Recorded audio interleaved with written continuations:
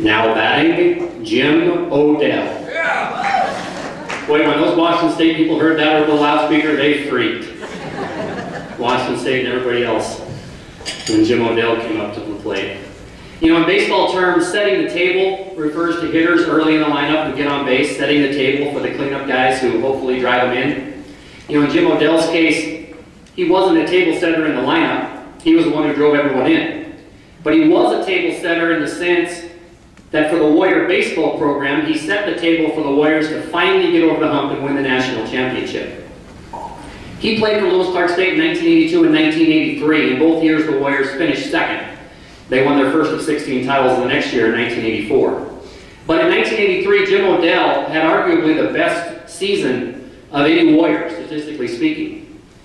The first baseman from Shelton, Washington hit .424 while racking up all-time program highs of 117 hits and 136 runs batted in. His 30 home runs that year stood as the program record for 27 years. Perhaps most impressively, though, is the fact that in 276 at-bats, Jim Odell struck out 7 times. Where are the Seattle Mariners listening to this? Following the season, he was named the NAIA Player of the Year. That group of Warriors in 1983 finished with a record of 69-7, the most wins in program history. And with the current NAIA limit of 55 regular season games allowed, it's likely that record will never be broken. And now, to present Jim Odell for induction into the Lewis Clark State College Athletic Hall of Fame, please join me in welcoming former Warrior baseball player and coach, Gary Ballmer.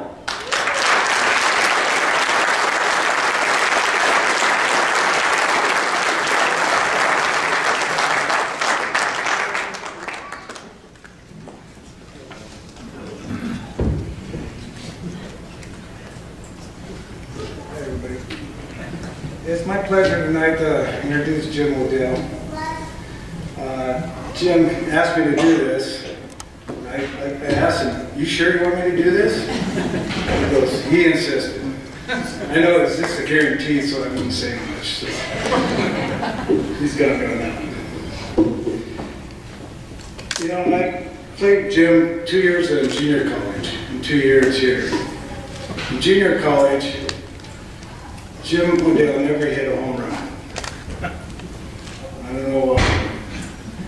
When we got to LC, I think he took a tennis class. And he never looked back after that. There must be a connection, you know, like contact or something. But anyway, I think I'm going to send my grandkid to class too. I know Jim for just not a great baseball player. I know Jim for being a better guy, a better son, a husband, and a father.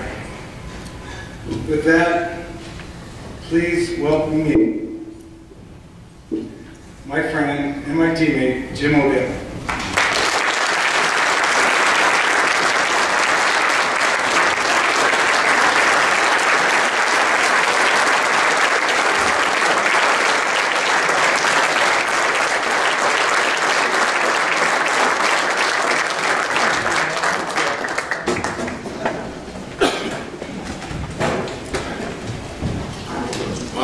This is a great honor.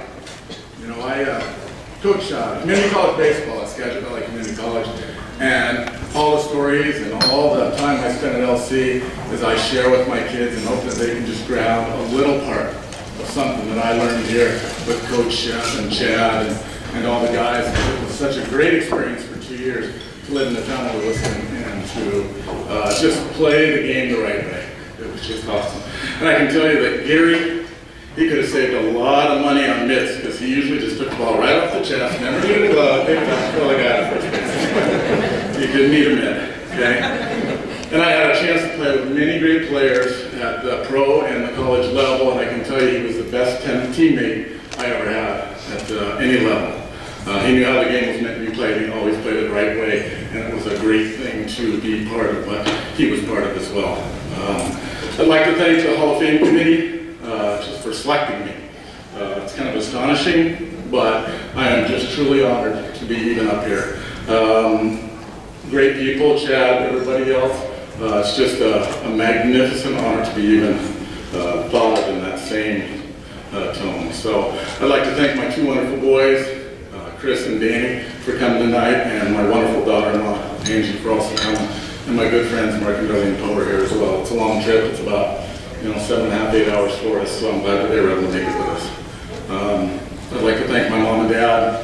None of this happens without them. When you're little and you need a mitt, and you need shoes, and it's expensive, and you're from a little logging town in Shelton, Washington, you don't have a lot of money, but you always have the best equipment. That's the most important thing you can do for a kid to get them excited about getting in the game and getting going. So I'd like to say thank you, Mom. I appreciate that. Hey, the 84 team. A lot of you guys I played with in 83. Hey, congratulations on winning that first championship and just getting the ball rolling, and it never stopped. I mean, it was just awesome. It was always, I'd look at it and I'd see all they won. It wasn't they, it was always we won another championship.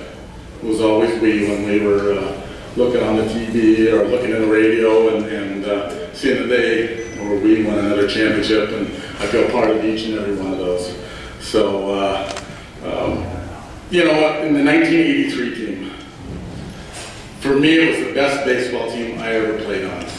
And it wasn't just because we had a team batting average of 394, which I'm pretty sure can't be beat by any college team. They hit almost 400 as a team. It was pretty easy to get 136 RBIs when you came up almost every time the bases was loaded.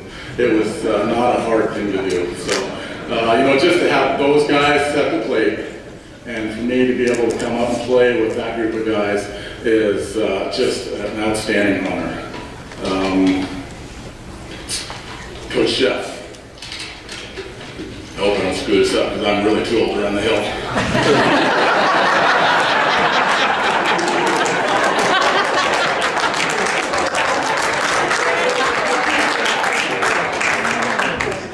My dad and Coach Chef have always been the most influential people in my life. I came from a little town in Shelton, Washington. My sophomore year, we were 1-22. We had a wrestling coach for a baseball coach, and he just threw it out there, rolled the ball out there, and said, go get him. No idea how to play baseball when I came and I hit the college level. By the time Ed was done with me, and NAIA Player of the Year. That's how great a coach that guy was, just to be able to take somebody from Shelton, Washington, and just make him into what I turned out to be, which was, anything that I ever imagined. I could never imagine doing what we did here as a team. Okay? Just giving me the opportunity to hit in the best lineup ever in college baseball is what I feel about that team. To put me in the middle of that is just tremendous. When you get a chance to play the best baseball program in the nation, and you're coached by the best baseball coach ever to have coached a game, it's just truly an honor, and I wanted to say thank you, Coach Chef, for just believing in me and letting me do that. So thank you very much. Lastly, and this is my last one, I'm going to keep it quick, okay? And I'm sorry it doesn't have anything to do with baseball, but this is how great my senior year was at Lewis and Clark State College, okay? And all the guys on my team, they know I usually studied in the dorm room, okay? I was always studying hard in the dorm room. But for some reason, okay, I felt the need to make a trip to the school library one fall evening, okay? When I walked in, I noticed a teammate sitting at a table with a girl. Sat down to talk to the teammate and also make conversation with the girl. Turns out she was a nursing student at the school. She had an orange sitting on the table and a couple of IV needles. I guess she was practicing how to put IV needles in. As we talked, she kept commenting on how nice of veins I have. And could she practice on me? I was thinking, man, what a way to hit on a guy. Well, it worked. I can tell you in September I'll be married to that girl, my wife, lovely wife Janet, for 30 years. And I can tell you, she is the main reason I'm even here today to accept this most prestigious award that I could possibly think of. And I'd love to thank you all for showing up tonight and giving me this award. Appreciate it. Thank you very much.